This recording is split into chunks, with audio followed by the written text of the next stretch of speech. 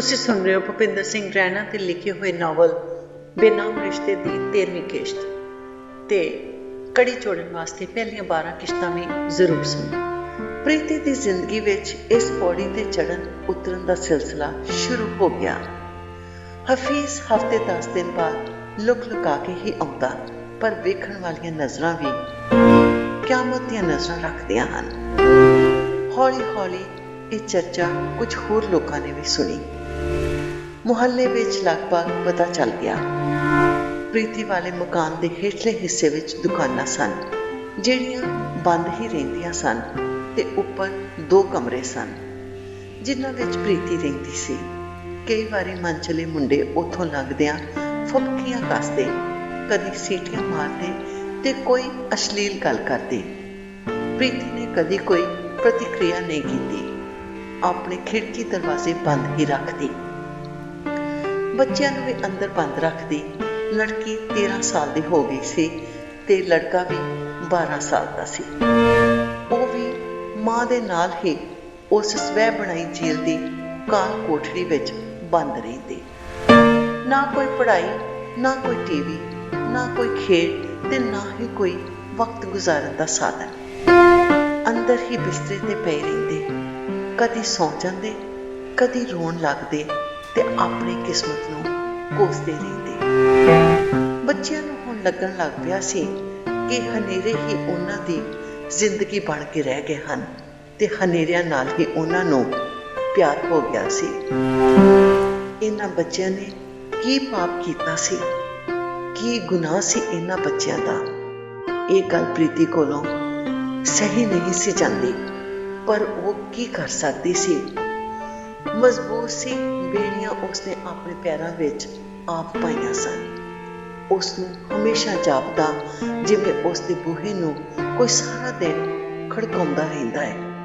ਉਸਦੀ ਮਾਨਸਿਕ ਹਾਲਤ ਬਹੁਤ ਗੰਭੀਰ ਹੋ ਗਈ ਸੀ। ਇੱਕ ਦਿਨ ਉਸਨੇ ਗਲੀ ਵਾਲੀ ਖਿੜਕੀ ਥੋੜੀ ਜਿਹੀ ਖੋਲੀ। ਹੇਠ ਉਸਨੇ ਫੌਜੀਆਂ ਦੇ ਬੂਟਾਂ ਦੀ ਆਵਾਜ਼ ਸੁਣੀ ਤੇ ਫਟਾਫਟ ਹੇਠ ਉਤਰ ਗਈ। ਲਗਭਗ 10 ਫੌਜੀਆਂ ਦੀ ਟੁਕੜੀ ਜਾ ਰਹੀ ਸੀ। ਪ੍ਰੀਤੀ ਉਹਨਾਂ ਦੇ ਸਾਹਮਣੇ ਖੜੀ ਹੋ ਗਈ ਤੇ ਬੇਨਤੀ ਕੀਤੀ। ਉਸ ਟੁਕੜੀ ਵਿੱਚ ਸਾਰੇ ਸਿੱਖ ਸਨ। ਵੀਰ ਜੀ, ਸਤਿ ਸ਼੍ਰੀ ਅਕਾਲ। ਮੈਂ ਇੱਥੇ ਉੱਪਰ ਰਹਿੰਦੀ ਹਾਂ ਆਪਣੇ 2 ਬੱਚਿਆਂ ਦੇ ਨਾਲ। ਮੇਰੇ ਨਾਲ ਧੋਖਾ ਹੋਇਆ ਹੈ ਤੇ ਜਿਸ ਬੰਦੇ ਨਾਲ ਵਿਆਹ ਕੀਤਾ ਸੀ ਉਹ ਇੱਥੇ ਹੀ ਛੱਡ ਗਿਆ ਹੈ। ਹੁਣ ਨਹੀਂ ਆਉਂਦਾ ਤੇ ਮੈਨੂੰ ਰਾਤ ਦਿਨ ਡਰ ਲੱਗਦਾ ਰਹਿੰਦਾ ਹੈ। ਮੇਰੀ ਸਹਾਇਤਾ ਕਰੋ, ਮੇਰੇ ਘਰ ਤੇ ਨਜ਼ਰ ਰੱਖੋ, ਮੈਂ ਤੁਹਾਡੀ ਧੰਨਵਾਦੀ ਹੋਵਾਂਗੀ। ਕੌਣ ਹੈ ਉਹ ਸ਼ਖਸ? ਹਵਾਲਦਾਰ ਨੇ ਪੁੱਛਿਆ। ਉਹ ਜਵਾਹਰ ਨਗਰ ਰਹਿੰਦਾ ਹੈ। ਕੀ ਨਾਂ ਹੈ ਉਸਦਾ? ਫਿਆਜ਼ ਸ਼ਾਹ। ਮੁਸਲਮਾਨ ਹੈ? ਹਾਂ ਵੀਰ ਜੀ। ਤੂੰ ਮੁਸਲਮਾਨ ਨਾਲ ਵਿਆਹ ਕੀਤਾ? ਜੀਵਨ ਦੀ ਸਭ ਤੋਂ ਵੱਡੀ ਭੁੱਲ ਹੋ ਗਈ ਹੈ। ਇਸ ਭੁੱਲ ਕਾਰਨ ਮੈਂ ਬਰਬਾਦ ਹੋ ਗਈ ਹਾਂ। ਨਾ ਕਰਦੀ ਰਹੀ ਤੇ ਨਾ ਘਾਟਦੀ। ਮੈਨੂੰ ਆਪਣੀ ਕੋਈ ਚਿੰਤਾ ਨਹੀਂ, ਮੈਂ ਤੇ ਆਪ ਮਰ ਜਾਵਾਂ, ਪਰ ਬੱਚਿਆਂ ਦਾ ਕੀ ਕਰਾਂ? ਇੱਕ ਕੁੜੀ ਹੈ ਤੇ ਇੱਕ ਮੁੰਡਾ। ਇਹ ਤੇ ਬੀਬੀ ਤੂੰ ਬਹੁਤ ਮਾੜਾ ਕੰਮ ਕੀਤਾ। ਜਿਨ੍ਹਾਂ ਦੇ ਹੱਥ ਲੱਗੇ ਭਾਂਡੇ ਵਿੱਚ ਸਿੱਖ ਪਾਣੀ ਨਹੀਂ ਪੀਂਦੇ ਤੇ ਤੂੰ ਉਹਨਾਂ ਦੀ ਝੂਠ ਖਾਂਦੀ ਰਹੀ ਹੈ। ਵੀਰ ਜੀ, ਮੈਨੂੰ ਗੁਰੂ ਦੀ ਮਾਰ ਪਈ ਆ। ਮੈਂ ਆਪਣੇ ਸਿੱਖੀ ਧਰਮ ਤੇ ਧੱਬਾ ਹਾਂ, ਕਲੰਕ ਹਾਂ। ਮੈਨੂੰ ਨਾ ਉੱਥੇ ਸਵੀਕਾਰਿਆ ਗਿਆ ਤੇ ਨਾ ਇੱਥੇ। ਇੱਕ ਫੌਜੀ ਨੇ ਵਿੱਚੋਂ ਪੁੱਛਿਆ, ਭੈਣ, ਉਹ ਫਿਆਜ਼ ਠੇਕੇਦਾਰੀ ਤੇ ਨਹੀਂ ਕਰਦਾ? ਹਾਂ। ਉਹ ਲੰਬਾ ਉੱਚਾ ਗੋਰਾ? ਹਾਂ, ਉਹੀ ਹੈ। ਉਸਨੇ ਆਪਣੇ ਇੰਚਾਰਜ ਦੇ ਕੰਨ ਵਿੱਚ ਕੋਈ ਗੱਲ ਕੀਤੀ। ਇਹ CRPF ਦੀ ਟੁਕੜੀ ਸੀ। ਸਾਰੇ ਸ਼ਹਿਰ ਵਿੱਚ ਇਲਾਕਾ ਬਦਲ ਕੇ ਗਸ਼ਤ ਕਰਦੇ ਸਨ ਤੇ ਬਹੁਤ ਸਾਰੇ ਆਤੰਕਵਾਦੀਆਂ ਦੇ ਤੇ ਉਹਨਾਂ ਦੇ ਹਮਾਇਤੀਆਂ ਦੇ ਨਾਂ ਤੋਂ ਵਾਕਿਫ ਸਨ। ਟੁਕੜੀ ਦੇ ਨਾਲ ਸਥਾਨੀ ਪੁਲਿਸ ਦੀ ਵੀ ਕੁਝ ਨਫ਼ਰੀ ਹੁੰਦੀ ਸੀ। ਇਸ ਟੁਕੜੀ ਦੇ ਵਿੱਚ ਇੱਕ ਲੋਕਲ ਸਿੱਖ ਵੀ ਪੁਲਿਸ ਜਵਾਨ ਸੀ ਤੇ ਪ੍ਰੀਤੀ ਦੀ ਕਹਾਣੀ ਨੂੰ ਜਾਣਦਾ ਸੀ। ਉਸਨੇ ਵੀ ਹਾਮੀ ਭਰੀ ਕਿ ਵਿਚਾਰੀ ਨਾਲ ਬਹੁਤ ਬੁਰਾ ਹੋਇਆ ਹੈ। ਹਵਾਲਦਾਰ ਨੇ ਪ੍ਰੀਤੀ ਨੂੰ ਭਰੋਸਾ ਦਿੱਤਾ ਕਿ ਅਸੀਂ 10 ਦਿਨ ਵਾਸਤੇ ਇਸ ਇਲਾਕੇ ਵਿੱਚ ਹਾਂ, ਤੇਰਾ ਪੂਰਾ ਖਿਆਲ ਰੱਖਾਂਗੇ। ਬੀਬੀ ਕੋਈ ਤੇਰੇ ਘਰ ਵੱਲ ਵੇਖੇਗਾ ਵੀ ਨਹੀਂ, 2 ਜਵਾਨ ਇੱਥੇ ਹੀ ਇਰਦ ਗਿਰਦ ਰਹਿਣਗੇ। ਅਸੀਂ ਗੁਰੂ ਦੇ ਸਿੱਖ ਹਾਂ ਤੇ ਕਿਸੇ ਮਜਬੂਰ ਔਰਤ ਦੀ ਸਹਾਇਤਾ ਕਰਨੀ ਸਾਡੇ ਗੁਰੂ ਦਾ ਉਪਦੇਸ਼ ਹੈ। ਤੂੰ ਬੇਫਿਕਰ ਰਹਿ, ਕਿਸੇ ਵੀ ਚੀਜ਼ ਦੀ ਲੋੜ ਹੋਵੇ ਜ਼ਰੂਰ ਦੱਸਣਾ, ਕੋਈ ਰਾਸ਼ਨ ਪਾਣੀ ਦੀ ਜ਼ਰੂਰਤ ਹੋਵੇ ਦੱਸਣਾ, ਬਾਕੀ ਉਸ ਫਿਆਜ਼ ਸ਼ਾਹ ਨੂੰ ਵੀ ਵੇਖ ਲਵਾਂਗੇ। ਇਹ ਕਹਿ ਕੇ ਉਹ 2 ਜਵਾਨਾਂ ਨੂੰ ਤੈਨਾਤ ਕਰਕੇ ਅੱਗੇ ਲੰਘ ਗਏ ਤੇ ਜਵਾਨਾਂ ਨੂੰ ਤਾਕੀਦ ਕਰ ਗਏ ਕਿ ਬੀਬੀ ਦਾ ਖਿਆਲ ਰੱਖਣਾ, ਸਾਡੀ ਭੈਣ ਹੈ, ਉਸ ਕੋਲੋਂ ਕੋਈ ਗਲਤੀ ਹੋ ਗਈ ਹੈ ਤਾਂ ਸੁਧਾਰੀ ਵੀ ਜਾ ਸਕਦੀ ਹੈ। ਪੂਰੀ ਤਰ੍ਹਾਂ ਤਸੱਲੀ ਦੇ ਕੇ ਉਹ ਅੱਗੇ ਲੰਘ ਗਏ। ਸ਼ਾਮਾਂ ਨੂੰ ਗਲੀਆਂ ਵਿੱਚ ਕੋਈ ਆਵਾਜਾਈ ਨਹੀਂ ਸੀ ਹੁੰਦੀ। ਲੋਕ ਆਪਣੇ ਘਰਾਂ ਵਿੱਚ ਵੜੇ ਰਹਿੰਦੇ ਸਨ ਡਰ ਦੇ ਕਾਰਨ, ਕਿਉਂਕਿ ਪੁਲਿਸ ਕਿਸੇ ਵੀ ਸ਼ੱਕ ਵਾਲੇ ਬੰਦੇ ਨੂੰ ਚੁੱਕ ਕੇ ਲੈ ਜਾਂਦੀ ਸੀ। ਰਾਤ ਨੂੰ ਸਾਰੇ ਸ਼ਹਿਰ ਵਿੱਚ ਗਸ਼ਤ ਰਹਿੰਦੀ ਸੀ, ਦਿਨੇ ਵੀ ਰਹਿੰਦੀ ਸੀ। ਕਸ਼ਮੀਰ ਫੌਜੀ ਛਾਉਣੀ ਵਿੱਚ ਬਦਲ ਚੁੱਕਾ ਸੀ। ਹਰ ਨਿੱਜੀ ਕਾਰ, ਹਰ ਬੱਸ, ਹਰ ਟੈਂਪੂ ਦੀ ਪੂਰੀ ਤਰ੍ਹਾਂ ਚੈਕਿੰਗ ਹੁੰਦੀ ਸੀ, ਤਲਾਸ਼ੀ ਹੁੰਦੀ ਸੀ। ਬੱਸਾਂ ਤੋਂ ਸਵਾਰੀਆਂ ਉਤਾਰ ਕੇ ਪੂਰੀ ਤਰ੍ਹਾਂ ਤਲਾਸ਼ੀ ਕਰਕੇ ਜਾਣ ਦਿੱਤਾ ਜਾਂਦਾ ਸੀ। ਦਹਿਸ਼ਤਗਰਦਾਂ ਦਾ ਡਰ ਰਹਿੰਦਾ ਸੀ, ਪਰ ਪੁਲਿਸ ਤੇ ਫੌਜ ਨੇ ਸਭ ਨਾਕੇ ਬੰਦ ਕੀਤੇ ਸਨ। ਕਿਸੇ ਤੇ ਕੋਈ ਸ਼ੱਕ ਹੁੰਦਾ ਤਾਂ ਉਸ ਨੂੰ ਪਕੜ ਲਿਆ ਜਾਂਦਾ। ਇਸ ਲਈ ਆਮ ਲੋਕਾਂ ਵਿੱਚ ਪੁਲਿਸ ਤੇ ਫੌਜ ਦੀ ਵੀ ਬਹੁਤ ਦਹਿਸ਼ਤ ਸੀ। ਅੱਜ ਅਰਸੇ ਬਾਅਦ ਪ੍ਰੀਤੀ ਨੇ ਸੁੱਖ ਦਾ ਸਾਹ ਲਿਆ ਸੀ। ਬਿਸਤਰ ਤੇ ਲੇਟੀ ਸੋਚ ਰਹੀ ਸੀ, ਉਸਨੇ ਕਿਵੇਂ ਹਿੰਮਤ ਕੀਤੀ, ਕਿਵੇਂ ਵਾਹਿਗੁਰੂ ਨੇ ਉਸ ਨੂੰ ਉਤਸ਼ਾਹ ਬਖਸ਼ਿਆ ਤੇ ਫੌਜੀਆਂ ਨੂੰ ਮਿਲਣ ਹੇਠ ਉਤਰ ਗਈ, ਕਿਵੇਂ ਉਹ ਅੱਜ ਪੈ ਮੁਕਤ ਹੋ ਗਈ ਹੈ।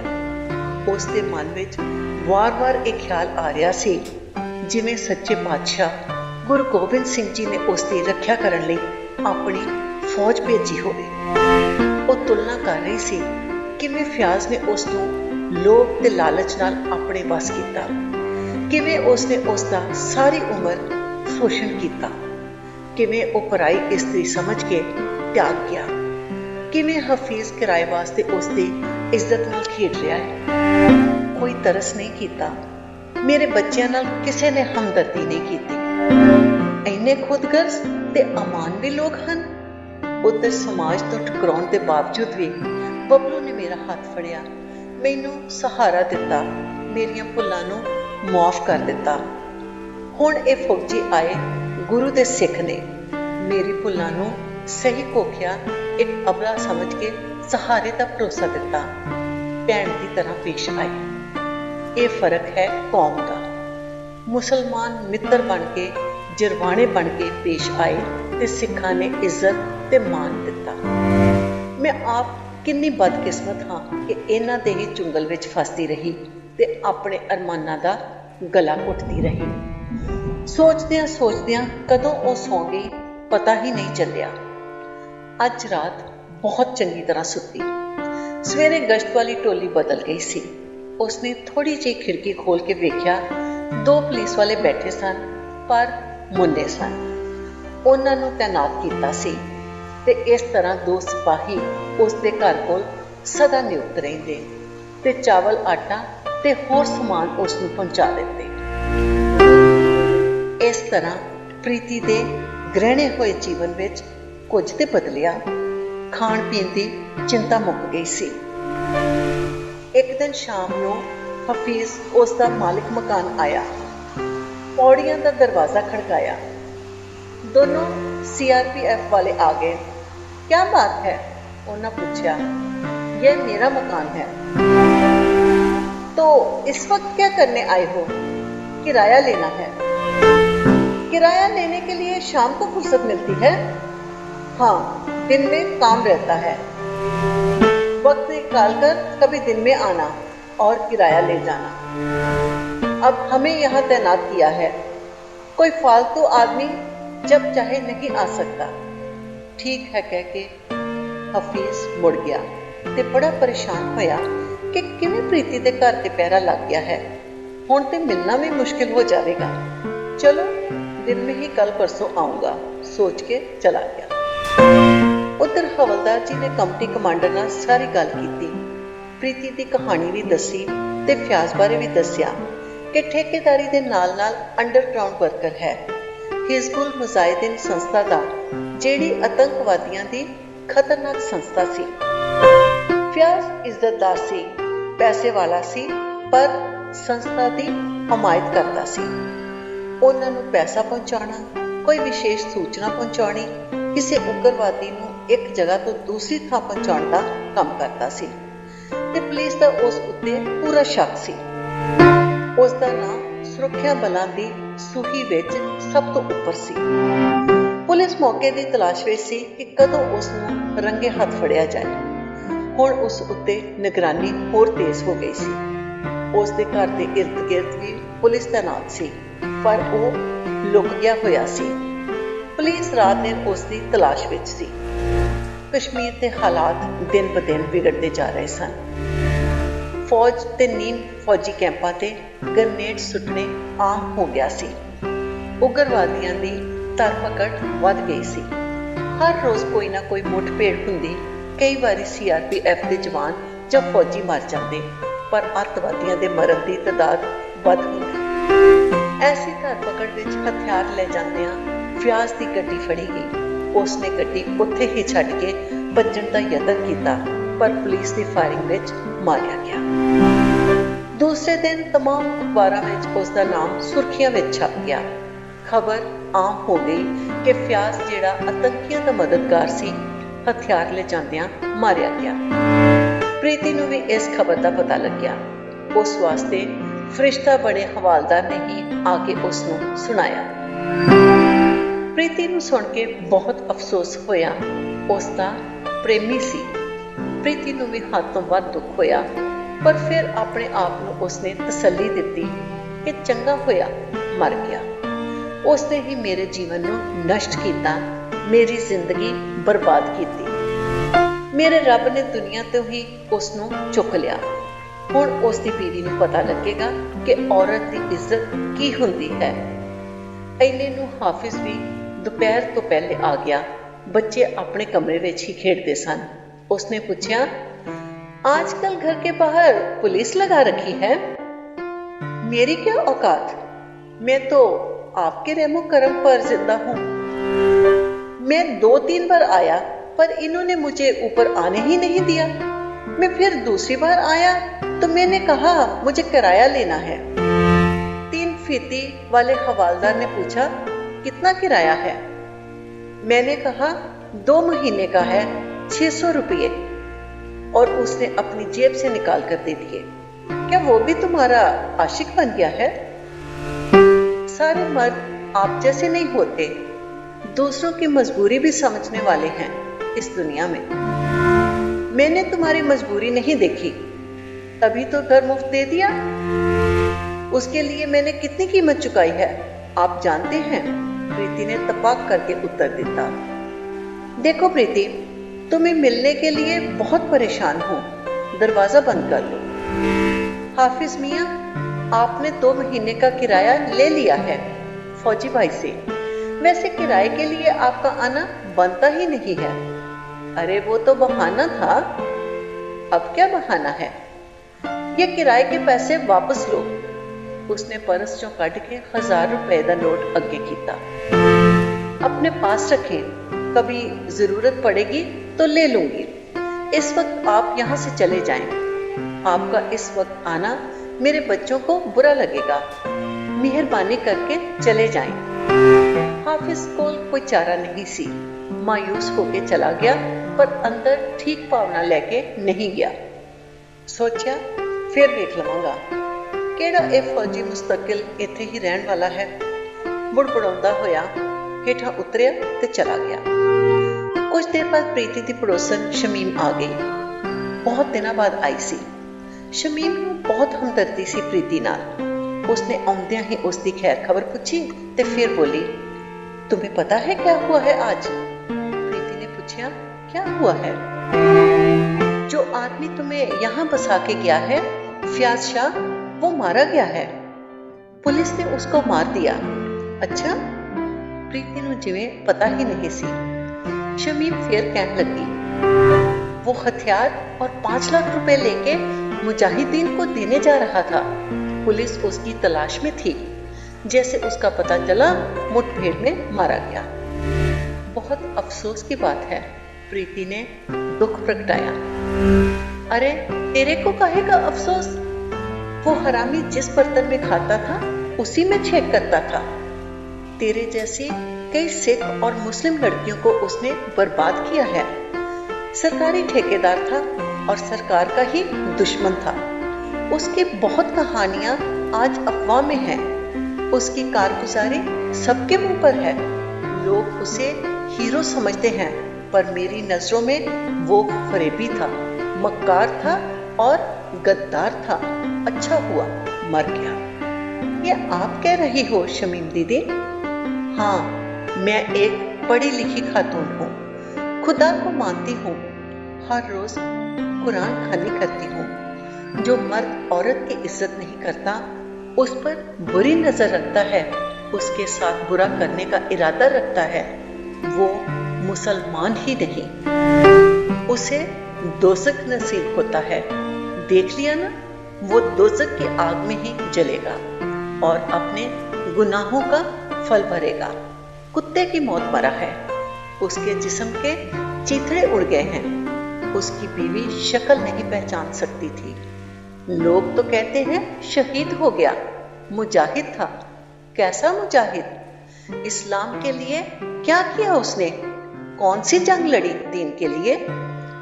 इस्लाम में उसे मुजाहिद कहते हैं जो दीन को बचाने के लिए लड़े, अपने वतन के लिए कुर्बानी दे।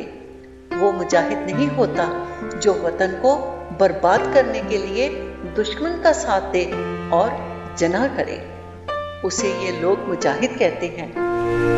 तुम्हारी हालत देख के मुझे इतना गुस्सा आता था उस पर कि कहीं मेरे बस में होता तो उसे गोली मार देती। हरामी कहीं का, बड़ा मुजाहिद बना फिरता था। शमीम गुस्से विच बहुत कुछ बोल गई। फिर बोल गई, मेरी बहन, आजकल खुदा के फैसले का इंतजार नहीं करना पड़ता। वो यही आंखों के सामने फैसला करता है और गुनहगार को सजा देता है।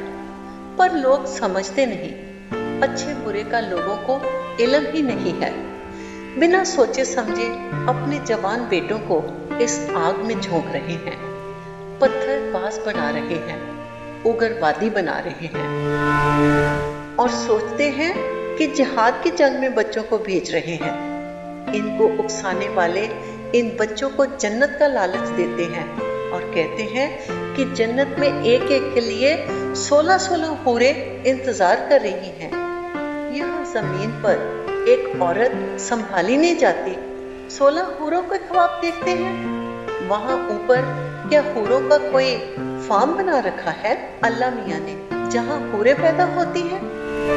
जब कोई मुजाहिद मरेगा ही नहीं तो हूरें किसका इंतजार करेंगी? अगर 2-4 लाख इकट्ठे मर गए जैसे सीरिया में मरते हैं तो इतनी हूरों का इंतजाम कैसे होगा? ये सब अनपढ़ लोगों को गुमराह करने की दलीलें हैं। पढ़े लिखे लोगों को समझाना चाहिए और दूसरों को समझना चाहिए। आंखें बंद करके जुनूनी होने का कोई फायदा नहीं। आज सारी दुनिया ऐसे जिहाद से परेशान है। हजारों लाशें टुकड़ों में, चीथड़ों में रोज बिखरी दिखती हैं। टेलीविजन पर हजारों औरतों को हवस के लिए बेचा जाता है, ऐसा दिखाते हैं। ये इस्लाम नहीं, ये शैतानियत है और उस पर चलने वाला, ऐसा करने वाला मुसलमान कतई नहीं हो सकता। शमीम ने मानती सारी पड़ास काट देती। शमीम दीदी, आप इतनी समझदार और गुणी हैं, मुझे पता ही नहीं था। आपने तो जो कहा एक एक बात सच है। ये जंग तो लोगों को बेवकूफ बनाने की है, दहशत फैलाने के लिए है। हाँ बहन, इस जंग में कुछ लोगों को फायदा होता है। वो गिने चुने लोग होते हैं जिन्हें दूसरे मुल्कों से पैसा मिलता है अफरा तफरी मचाने के लिए, और जिनसे अफरा तफरी और दंगे करवाते हैं उन्हें कत्लो-गार्द के लिए और दहशत फैलाने के लिए पैसे दिए जाते हैं। और अगर कोई मर जाए तो उनके घर वालों को मोटी रकम देते हैं। जो इस धंधे को चुनते हैं उन्हें पता होता है कि एक दिन तो मरना ही है। मर गए तो घर वालों को मोटी रकम मिल जाएगी। वैसे भी ऐसे जवान बच्चे कोई कामकाज नहीं करते, न स्कूल जाते हैं, आवारा दिन भर गलियों में फिरते रहते हैं और ऐसे जवान लड़कों को जिहाद के नाम से गुमराह किया जाता है। माँ बाप भी सोचते हैं कुछ कमा के ही घर लाएंगे। इस दहशतगर्दी की यही कहानी है और वजह है बेरोजगारी। और पढ़े लिखे जवान जिन्होंने इंजीनियरिंग की है, डॉक्टर हैं, सब यही रास्ता अपना रहे हैं। वो वादी से बाहर जाके भी रोजगार पा सकते हैं, पर शायद उन्हें भी हूरों की लालच है। सारे मुल्क में बेरोजगार आतंकी नहीं बनते। और तुम ये नहीं सोचो कि सिख लड़कियों के साथ ऐसा होता है जैसे तुम्हारे साथ हुआ। ऐसी हजारों मुस्लिम लड़कियां हैं जिन्हें अगवा किया जाता है, उनसे बलात्कार किया जाता है, नाजायज बच्चों की मां बनती हैं। कितने नवजात बच्चों को कूड़ों के ढेर में फेंक दिया जाता है या किसी गटर में फेंक देते हैं। कोई किसी को कुछ नहीं कह सकता, सब डरते हैं। कितने उग्रवादी हैं जो किसी न किसी लड़की की निशानदही पर मरे हैं। औरत के पास तो आखिरी हथियार इज्जत लूटने वाले की मौत है।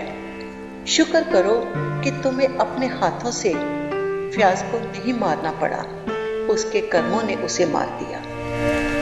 बहन, तुमने जो कुछ बताया मैं इससे अनजान थी। आपने आंखें भी खोल दी और मुझे नई हिम्मत दी है। प्रीति ने कहा, तुम बिल्कुल फिक्र नहीं करना, मैं तुम्हारे साथ हूँ। प्रोफेसर शमीम को सब जानते हैं। मैं वक्तन बवक्तन खुद तुम्हारे पास आया करूँगी। ठीक है, जरूर आते रहिए। हाँ बिल्कुल, आज तुम्हारा बहुत वक्त लिया, काफी देर हो गई है। ठीक है, मैं चलती हूँ। शमीम प्रोफेसर सी ते बहुत सुलझी हुई आत्मा सी। समाज ਦੀਆਂ ਘਟਨਾਵਾਂ ਤੇ ਡੂੰਘੀ ਨਜ਼ਰ ਰੱਖਦੀ ਸੀ। ਇਸਲਾਮ ਤੇ ਕੁਰਾਨ ਦਾ ਬਹੁਤ ਅਧਿਐਨ ਕੀਤਾ ਹੋਇਆ ਸੀ। ਇਸਲਾਮ ਦੁਨੀਆ ਦਾ ਇੱਕ ਬਹੁਤ ਉੱਚਾ ਤੇ ਪਵਿੱਤਰ ਧਰਮ ਹੈ। ਇਸ ਨੂੰ ਸਮਝਣ ਦੀ ਲੋੜ ਹੈ। ਪਰ ਧਾਰਮਿਕ ਪੈਰੋਕਾਰਾਂ ਨੇ ਆਪਣੀ ਸਹੂਲੀਅਤ ਤੇ ਫਾਇਦੇ ਵਾਸਤੇ ਮਜ਼ਹਬ ਨੂੰ ਆਪਣੇ ਹਿਸਾਬ ਨਾਲ ਤੋੜਿਆ ਮੋੜਿਆ ਤੇ ਵਿਆਖਿਆ ਕੀਤੀ ਹੈ। ਸ਼ਮੀਮ ਅੱਗੇ ਬੋਲਦੀ ਰਹੀ, हकीकत तो पर्दे चुकती रही। प्रीति बदकिस्मती है इस मुल्क की, यह हमारा हिंदुस्तान सोने की चिड़िया माना जाता था। कितने हमलावर आए इसे लूटने के लिए और बर्बाद करके चले गए। हिंदुस्तान हिंदुओं का मुल्क है और मुस्लिमों ने 600-700 साल इस पर हुकूमत की और हिंदुओं का मजहब बदलकर उन्हें जबरदस्ती मुसलमान बनाया। हिंदुस्तान के 80% मुसलमानों के बुजुर्ग हिंदू थे। फिर अंग्रेजों की गुलामी भुगती। उस गुलामी से निजात पाने के लिए हिंदू मुस्लिम सिख कंधे से कंधा मिलाकर लड़े। किसी में भी ये एहसास नहीं था कि वो हिंदू है या मुसलमान और या सिख। सब हिंदुस्तानी थे और अपनी धरती माँ को आजाद कराने का जज्बा था। पर यह जज्बा भी किस काम आया। आजादी मिलते ही वतन के 2 टुकड़े हो गए। मुसलमानों के लिए पाकिस्तान बना दिया और बाकी कौमें हिंदुस्तान में रही। ये बंटवारा भी कुछ लीडरों ने अपने नाम के लिए, अपने चौधरपन और अपने फायदे के लिए करवाया। जो मुसलमान यहाँ से वहां गए उन्हें अभी भी मुजाहिर, विदेशी कहा जाता है। उनका कोई हक नहीं, कोई सहूलियत नहीं और वो पाकिस्तान की सियासत में भी हिस्सा नहीं ले सकते। प्रीति को ये सब पता नहीं सी। उसने क्या, वो भी तो मुसलमान है दीदी। हाँ, और भी बहुत मुसलमान हैं। बलोची हैं, सिंधी हैं, पख्तून हैं और शिया हैं, जिन्हें दूसरे दर्जे का शहरी माना जाता है। इन्हें अपने हकूक नहीं मिलते। आप अपने हक मांगते हैं तो गोली खाते हैं। ऐसे लोगों पर जुल्म तशद्दुद होता है। जवान लड़के मारे जाते हैं या फिर मुल्क छोड़कर भाग जाते हैं। औरतों की बेगुरबती होती है। सारे मुल्क में भुखमरी है। जो मुल्क चलाने के लिए, मुल्क की तरक्की के लिए दूसरे मुल्कों से पैसा आता है, वो जिहाद के नाम पर उग्रवादी तैयार करने में खर्च किया जाता है। यहाँ कश्मीर में अलगाववादियों को भेजा जाता है दहशत फैलाने के लिए, कश्मीरियों का बेड़ा गर्क करने के लिए। क्या हो रहा है यहाँ? हर रोज किसी का बेटा, भाई या खावंद मारा जाता है। कितनी औरतें बेवा हो जाती हैं, कितने घरों को धंधा बना के बैठे हैं। आज़ादी के बाद पाकिस्तान ने भी क्या किया? बम बनाए, असला इकट्ठा किया और सब कुछ कश्मीर को बर्बाद करने के लिए लगा दिया। यहाँ सिर्फ बर्बादी फैलाई। प्रीति सब कुछ सुनती रही। समझ ते उसनू भी आ रहा सी, क्योंकि वो आप भी भुगत चुकी सी। उसने कहा, दीदी आप तो खुद मुस्लिम हैं और ऐसी बातें कर रही हैं। मैं मुस्लिम जरूर हूँ पर पाकिस्तान प्रस्त नहीं हूँ। हक हलाल का कमाते हैं, अपने वतन के वफादार हैं। नेक नीयत रख के इबादत करने वाले से रसूल खुश होता है। हम अपने आप को हिंदुस्तानी मानते हैं और हमारे जैसे हजारों लोग हैं जो वतन के वफादार हैं। बाकी सब ठीक हो जाएगा। कुछ वक्त लगेगा, जब सब तरफ बर्बादी हो जाएगी, लाशों के ढेर बिछे होंगे, तब लोगों को समझ आएगी। पर तब तक बहुत देर हो गई होगी। मैं तो तुम्हें लेक्चर देती रहती हूँ, क्या करूँ, आदत से मजबूर हूँ। प्रोफेसर जो हूँ, कह के जान ले शमीम खड़ी हुई। अब चलती हूँ।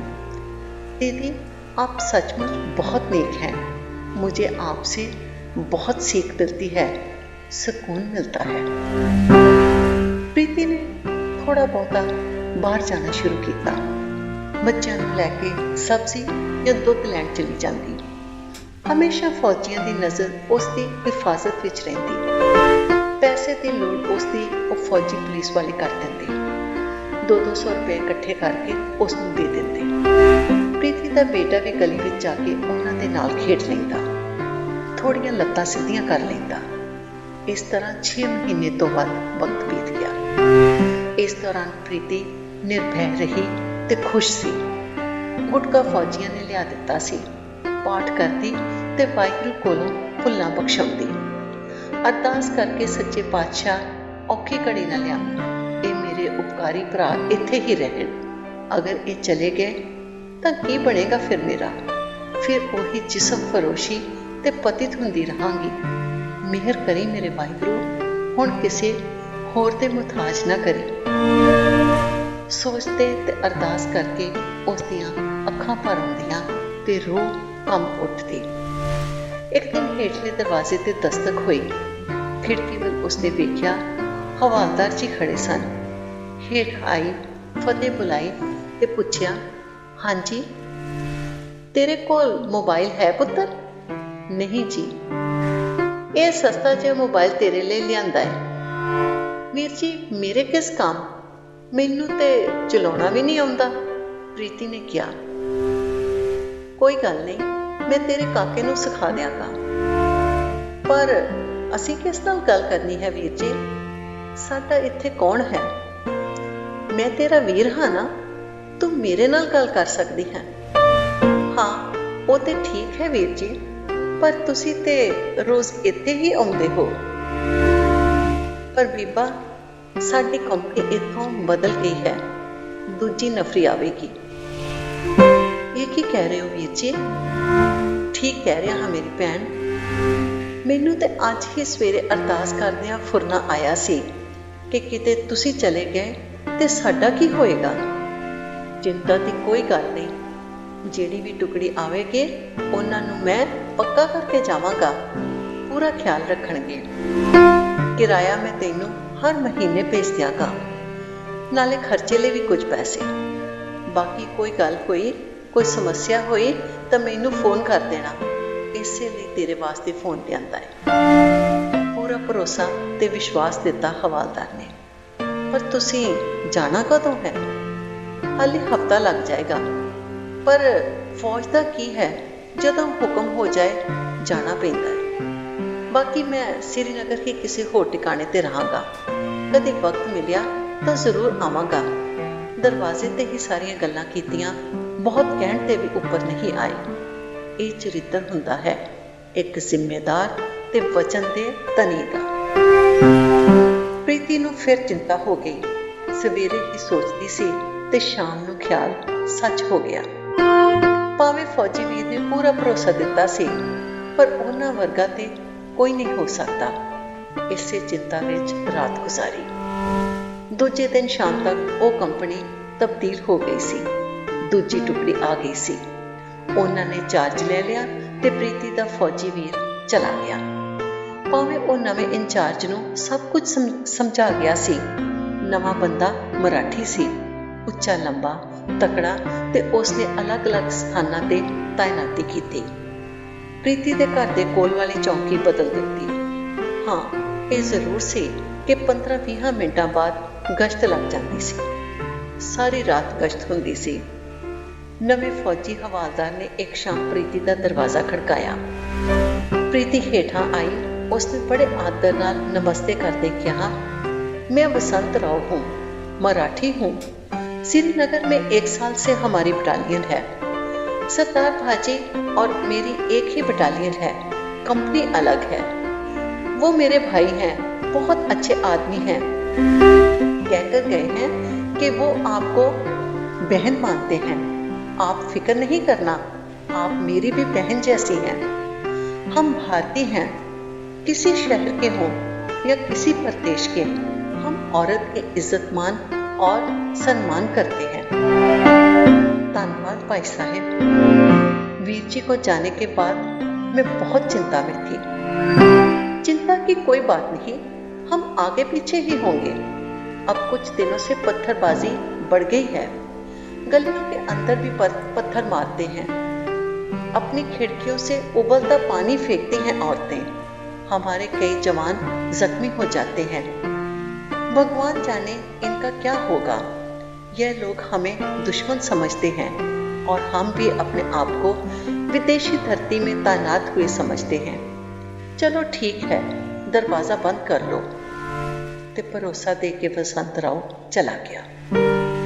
प्रीति चिंता मुक्त सी, पर गली विच हुण शोर ज्यादा होण लगा। गोलीबारी ਹੁੰਦੀ, ਕਈ ਲੋਕ ਮਰ ਵੀ ਜਾਂਦੇ। ਕਦੀ ਕੋਈ ਫੌਜੀ ਵੀ ਧੋਖੇ ਨਾਲ ਮਾਰ ਦਿੱਤਾ ਜਾਂਦਾ। ਔਰਤਾਂ ਵੀ ਟੋਲੀਆਂ ਬਣਾ ਕੇ ਨਿਕਲਦੀਆਂ, ਹਿੰਦੁਸਤਾਨ ਮੁਰਦਾਬਾਦ, ਪਾਕਿਸਤਾਨ ਜ਼ਿੰਦਾਬਾਦ ਦੇ ਨਾਰੇ ਲਗਾਉਂਦੀਆਂ। ਲਾਠੀ ਚਾਰਜ ਕਰਕੇ ਉਹਨਾਂ ਨੂੰ ਵੀ ਭਜਾਉਣਾ ਪੈਂਦਾ। ਇਹੋ ਜਿਹੇ ਵਾਤਾਵਰਨ ਵਿੱਚ ਰਹਿੰਦੇ ਪ੍ਰੀਤੀ ਨੂੰ 4 ਸਾਲ ਤੋਂ ਵੱਧ ਸਮਾਂ ਹੋ ਗਿਆ ਸੀ। ਕਦੀ-ਕਦੀ ਪ੍ਰੋਫੈਸਰ ਸ਼ਮੀਮ ਆ ਜਾਂਦੀ, ਮਿਲ ਜਾਂਦੀ ਤੇ ਬਹੁਤ ਕੁਝ ਸਮਝਾ ਜਾਂਦੀ। एक दिन फिर शमीम आई। ढेर सारे फल प्रीति उसके बच्चों वास्ते लेके आई। हाल चाल पूछया, फिर बेड ते बैठ गई ते कहा, सुना है फौजियों के साथ आपका बहुत मेलजोल है। वैसे ही दीदी मजबूर अबला समझ के कभी थोड़ी बहुत मदद कर देते हैं। उनका यहाँ आना जाना भी है? नहीं, यहाँ कोई नहीं आता। मैं ही नीचे सीढ़ी उतर के कभी चली जाती हूँ। यहाँ के लोग तुमसे बहुत नाराज हैं, कहते हैं जासूस है। आप तो जानती हैं मैं कहीं जाती नहीं, घर से निकलती नहीं, किसी से मोहल्ले में जान पहचान भी नहीं, तो जासूसी किसकी करूँगी। वैसे ये लोग तुम्हें यहाँ से निकालने के चक्कर में हैं, बहुत घटिया सोचते हैं, बदनाम करते हैं, कहते हैं इसने चकला खोल रखा है। बहुत लोगों को मैंने समझाया कि ऐसी कोई बात नहीं है, मुसीबत की मारी है, फ्याज ने धोखा दिया है इसे, इसकी जिंदगी तबाह की है और तुम लोग बेचारे को जासूस कहते हो और धंधा करने वाली कहती हो। शर्म आनी चाहिए आप सबको। मेरी बात कुछ लोग तो मानते हैं पर सब नहीं। मैं यहाँ से निकलकर कहाँ जाऊंगी दीदी? फिक्र ना करो, कोई रास्ता निकालूंगी, शमीम ने कहा। पर तुम होशियार बन के रहना।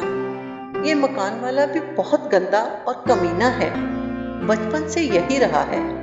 सब इसकी फितरत से वाकिफ हैं। बहुत ही घटिया और आयाश किस्म का आदमी है, शराब भी पीता है, वैसे पैसे वाला है। यहाँ से शताबल चले गए हैं। खानदानी कारोबारी है, इससे बच के रहना। ये अच्छी बात है कि फौज यहाँ तैनात है, गश्त होती रहती है और तुम महफूज हो।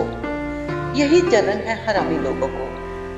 हाँ दीदी, मैं भी समझती हूँ, पर प्रीति मकान मालिक दा की दसदी कि उसने पहले ही उसकी मजबूरी का फायदा उठाया है। किराया लैण वास्ते उसने कई बारी बेपत कर चुकिया है ते फिर मौके की तलाश विच है। बस अपना ख्याल रखना। दीदी, आप अपना मोबाइल नंबर मुझे दें। तुम्हारे पास मोबाइल है क्या? हाँ जी। ठीक है, नंबर ले लो। नंबर देके शमीम चली गई। सवेरे मोहल्ले में शोर पै गया कि हवालदार बसंत राव ते ग्रेनेड सुटिया गया है ते उसकी मौत हो गई है। एक खबर तो प्रीति ਲਈ उसकी अपनी मौत वर्गी सी। फुट फुट के रोंदी रही जिवें उसका अपना कोई सगा भरा मर गया होवे। केवल एक ही बार उसनूं मिली सी, पर अपने किसी सके रिश्ते दे चले जाण दा उसनूं दुख सी। उसनूं जापिया कि ਉਹ बेसहारा हो गई है एक बार फिर तो हफीज वर्गे दरिंदिਆਂ ਨੂੰ उसका मांस नोचण ਦਾ मौका मिलेगा। ਹੁਣ ਕੀ ਕਰੇਗੀ?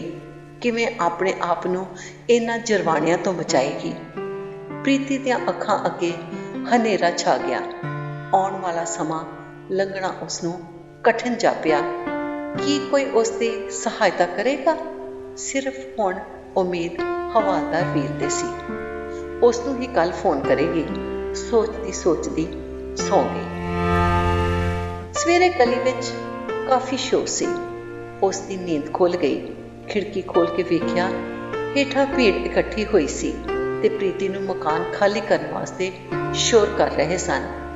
मकान खाली करो, मकान खाली करो, हम यहाँ नहीं रहने देंगे किसी हिंदुस्तानी को अपनी बस्ती में, अपने मोहल्ले में नहीं रहने देंगे। पौड़ियां का दरवाजा तोड़ने की कोशिश कर रहे सन। वेखते वेखते फिर फौज आ गई, भीड़ नूं भजाउण की कोशिश की। एक साइड तो भजते सन, दूसरी तरफों फिर आ जाते सन। काफी देर इहो ही सिलसिला चलता रहा। इन्ने नूं हफीज आ गया जिहदा मकान सी। भीड़ ने उसनूं घेर लिया। मकान खाली कराओ, हमने इस औरत को मोहल्ले में नहीं रहने देना। हफीज ने ऊंची आवाज में पूछा, क्या बात है? अपना मकान खाली कराओ, ये औरत यहाँ नहीं रह सकती। मसला क्या है? यह जासूस है, इसका चाल चलन ठीक नहीं है। ऐसा कुछ नहीं है, ना ये जासूस है, ना ही इसके चाल चलन पर कोई उंगली उठा सकता है। तुम लोगों को गलतफहमी हुई है। मैंने इसको अपने घर रखा है, इसकी सारी जिम्मेदारी मेरी है। तुम लोग यहाँ से चले जाओ। दोबारा इसको परेशान करने के लिए इकट्ठे नहीं होना। किसी की कोई समस्या है तो मेरे से बात करना। मेरा मोबाइल नंबर अपने पास रखना। जिम्मेवार शहरी बन के रहो। किसी के भड़काने से माहौल खराब ना करो। भाषण दे के भीड़ नूं जाण लई गया। सारे लोग खिंडर गए। ये ओही नौजवान दी टोली सी ਜਿਹੜੇ पैसा लैके पै फैलाउंदे सन। इस विच भी हाफिज दी चाल सी तां जो प्रीति नूं ते उसदे मददगारां नूं कोने लगाया जावे ते अपने आप दी राह हमवार कीती जावे। भीड़ ते जान पिछों हफीज ऊपर आ गया ते प्रीति नूं बोलिया, देखो हम सब लोग हिंदुस्तान और फौजियों के खिलाफ हैं। कोई नहीं चाहता कि तुम इनसे राब्ता रखो। इनको शक पड़ता है कि तुम जासूसी करती हो, मोहल्ले की सारी खबर फौजियों को देती हो। मुझे तो मोहल्ले की किसी खबर का पता ही नहीं होता। मैं कहीं जाती ही नहीं हूँ, तो क्या खबर किसी को दूंगी? प्रीति ने उत्तर दिया। देखो प्रीति, एक आदमी को समझाया जा सकता है, चुप कराया जा सकता है, लेकिन आवाम को नहीं समझाया जा सकता। अब मैंने तुम्हारी जिम्मेवारी ले ली है। आराम से रहो और फौजियों से राब्ता न रखो अगर इस मोहल्ले में रहना है। अब तो मैंने जिम्मेवारी ले ली है, आगे कोई और मुश्किल नहीं खड़ी कर लेना, कह के हफीज चला गया। प्रीति वास्ते मुश्किलां वधदियां जा रही सन। उसनूं लगन लगा कि वाहिगुरू उस तो फिर नाराज हो गए हैं, फिर उस तो कोई भुल हो गई है, फिर औखी घड़ी आ गई है। फौजी की जान का भी की भरोसा है? भरोसा तो किसी की भी जान का नहीं है, पर बेचारे फौजी मेरे हमदर्द नूं गरनेड नाल उड़ा दिता। चलो, जो वाहिगुरू दा पाना होएगा उही मनना पवेगा।